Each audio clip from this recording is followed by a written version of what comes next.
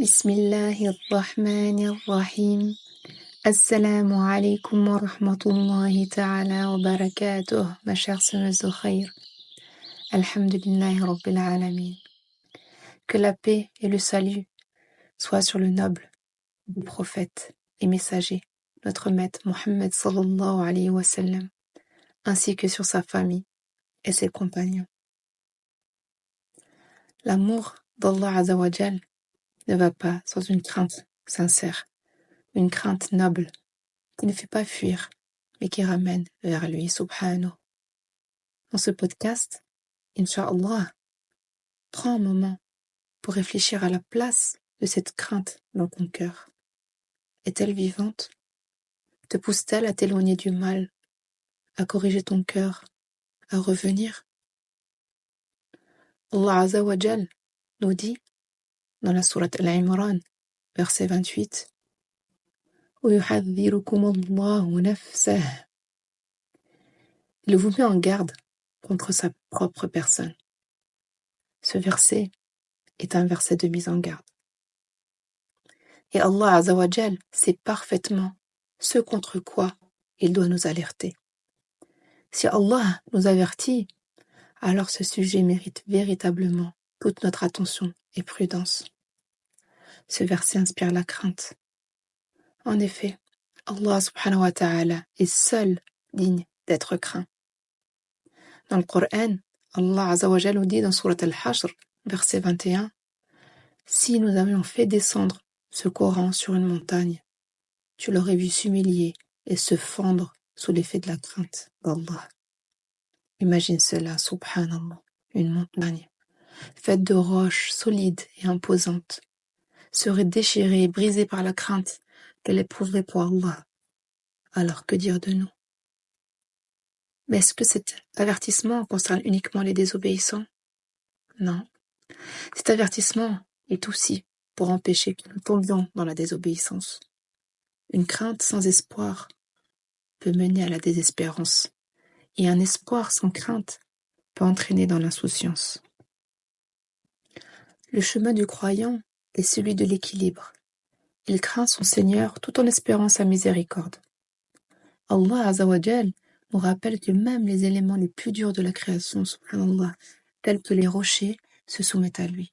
Dans Surat Al-Baqarah, verset 74, Allah Azza wa Jal nous dit « Puis vos cœurs se sont endurcis après cela, au point de devenir comme des pierres, voire plus dures encore, car certaines pierres jaillissent des rivières, d'autres se fendent pour faire sortir de l'eau, et d'autres encore vont par crainte d'Allah.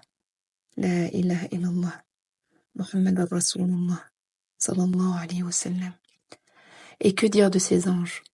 Ce sont des créatures sublimes et immenses. Le prophète Mohammed sallallahu alayhi wa sallam nous informe de la grandeur de Jibril alayhi salam. Il a vu Jibril alayhi salam remplir l'horizon. Le jour où le prophète sallallahu alayhi wa sallam vit Jibril alayhi salam dans sa véritable forme, il remplissait l'horizon où que le prophète regarde. Quelle immense créature. Subhanallah al-azim. Le prophète sallallahu alayhi wa sallam nous parle de la grandeur des anges. Il décrit l'un d'eux en disant « La distance entre son lobe d'oreille et son épaule est de 100 années de voyage. » Est-ce que tu te rends compte, subhanallah? Ces créatures colossales témoignent aussi de leur crainte envers Allah Azza wa Jal, comme Allah nous le dit. Ils craignent leur Seigneur au-dessus d'eux et accomplissent ce qui leur est commandé. Ce sont des serviteurs honorés. Ils ne devancent jamais sa parole et agissent selon son ordre. Ils connaissent ce qui est devant eux et ce qui est derrière eux.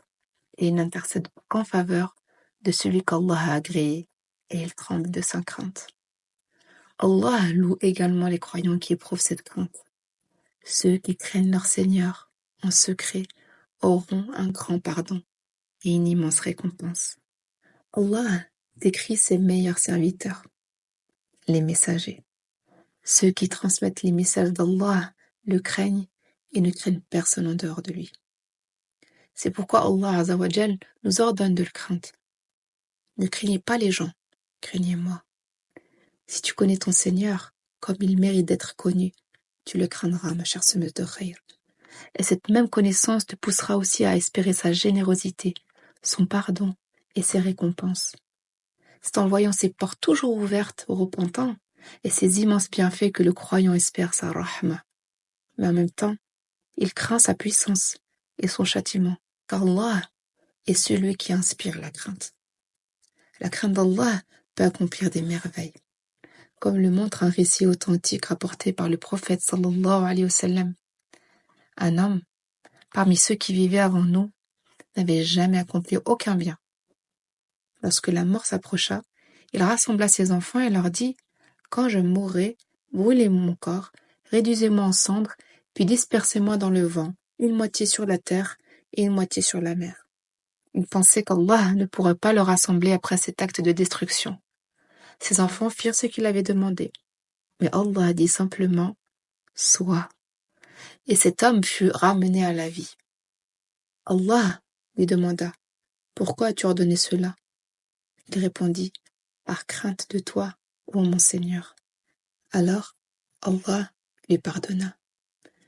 Allah nous avertit à plusieurs reprises dans le Coran, comme dans ce passage : « Allah vous met en garde contre sa propre personne, et à lui se fera le retour. » Cela est répété pour nous rappeler que nous reviendrons tous à Allah, et que ce retour dépendra de la manière dont nous aurons vécu. Si nous avons été égarés, désobéissants ou arrogants, ce retour sera celui d'un esclave fugitif ramené à son maître. C'est pourquoi Allah diversifie ses avertissements, en espérant que nous adopterions la piété et que nous revenions à lui avec humilité.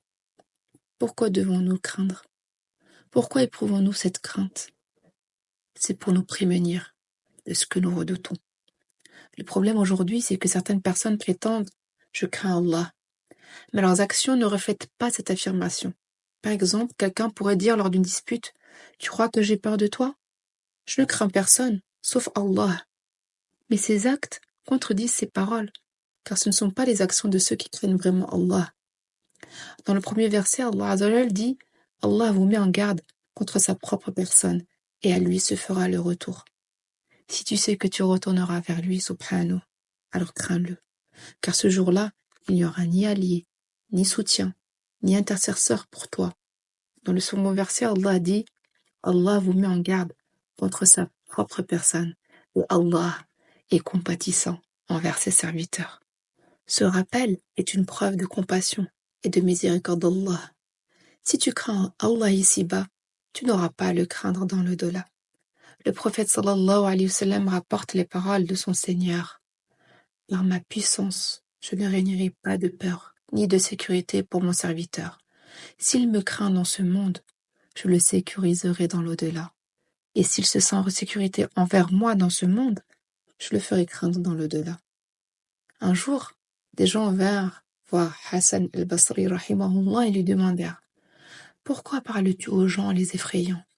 Il répondit rahimahullah : « Parce qu'entendre quelque chose qui te fait peur jusqu'à ce que tu trouves la sécurité est mieux que d'entendre quelque chose qui te rassure jusqu'à ce que tu trouves la peur. » La crainte pousse à l'action, au repentir et à la recherche d'Allah Azza wa Jal. Mais il y a un équilibre à maintenir. Trop de crainte peut conduire au désespoir, tandis que trop d'espoir peut mener à l'insouciance. Le croyant doit avancer avec deux ailes, l'une de crainte et l'autre d'espoir. La crainte n'est pas passive. Elle incite à se lever pour prier, réciter le Coran, accomplir les obligations comme la prière, la zakat, le hajj. Pour craindre Allah, il faut d'abord le connaître. Comment peux-tu craindre quelqu'un que tu ne connais pas ? C'est pourquoi les meilleurs savants en Allah sont les plus pieux et les plus craintifs envers lui, subhanahu. Le prophète sallallahu alayhi wa sallam a dit : « Je suis celui qui connaît le mieux Allah parmi vous, et je suis celui qui le craint le plus. » Cette connaissance inclut la compréhension de ses noms et ses attributs, qu'ils soient liés à sa majesté ou à sa beauté. En connaissant Allah à travers ses noms sublimes, tu l'aimeras. Tu te rapprocheras de lui, subhanahu, et tu le craindras avec respect et amour. Dans l'adoration, certains préfèrent se spécialiser dans des œuvres spécifiques, pensant que c'est suffisant. Cette approche comporte un risque. Ibn Abi Jamra, un savant andalou, rapporte que son maître, Abu al-Hasan al-Zayyat, lui disait : accomplis toutes les bonnes actions que tu peux, tu ne sais pas laquelle d'entre elles sera acceptée et te sauvera. Cette sagesse nous enseigne de ne pas nous limiter à un seul type d'adoration, mais de nous efforcer dans diverses œuvres pieuses, car Allah seul sait quelle action sera agréée. La bonne action qui te garantira le paradis auprès de ton Seigneur, tu ne la connais pas, ma chère semeuse de khayr. Si tu mets tous tes espoirs dans une seule œuvre, comment peux-tu être sûr que cette œuvre sera acceptée? Tu ignores si elle pourrait être corrompue par des éléments comme l'ostentation, l'amour des louanges ou des intentions sincères, des intentions impures, subhanallah, qu'Allah nous accorde une intention sincère. Amin, ya Rabbil Alamin. C'est pourquoi il est essentiel d'accomplir chaque bonne action que tu es capable de faire, car tu ne sais pas laquelle sera la cause de ton salut. Et il faut s'éloigner de chaque mauvaise action, car tu peux éviter, car tu ne sais pas laquelle pourrait te conduire à ta perte. Omar ibn Abdel Aziz, lorsqu'il était calife, s'est un jour adressé à son épouse Fatima bin Abdel Malek. Elle était aussi sa cousine, bien connue pour son noble caractère. Il était assis avec elle, lui rappelant les jours où il était gouverneur, quand son père était encore vivant et calife. Omar lui disait « Te souviens-tu de ces jours où je faisais ceci et cela pour toi ?» Il posa sa main sur son genou en lui parlant, mais elle repoussa sa main mécontente et lui dit « Aujourd'hui, tu as plus de pouvoir qu'à l'époque. Alors pourquoi me rappeler ces choses alors que tu es désormais calife et capable de plus encore ?» Omar, touché par ces paroles, se leva triste et lui dit « Ya Fatima, je crains Allah. Je crains d'être parmi ceux qui désobéissent à leur Seigneur et qui subissent un châtiment terrible le jour du jugement. » Elle pleura et elle pleura avec lui en invoquant « Ya Allah, protège-le du châtiment du grand jour. » Fatima rapporte que Omar, mais qui n'ait pas pratiqué l'adoration excessive en comparaison avec d'autres, avait un niveau de crainte d'Allah incomparable. Elle dit « Il n'augmente pas significativement ses prières ni ses jeûnes, mais je n'ai jamais vu quelqu'un craindre Allah autant que lui. » Cette crainte intense, ce hudur al-qalb, la présence du cœur, est une bénédiction rare. Mais ce niveau élevé de piété n'est pas demandé à tout le monde. Chacun doit avoir sa propre part de cette crainte en fonction de ce qu'il peut gérer. Elle commence par les bases, et chaque croyant est appelé à gravir cette échelle vers une crainte plus profonde. Nous devons renforcer notre crainte d'Allah par la connaissance de ses noms, ses attributs. C'est cette compréhension qui alimente notre piété, notre amour pour lui, subhanahu. Ya Allah, accorde-nous la connaissance de tes noms et des attributs. Protège-nous des égarements ici-bas et sécurise-nous dans l'au-delà. Ya Allah, bénis-nous par le Coran et fais de nous ceux qui te connaissent, t'aiment et te craignent comme il se doit.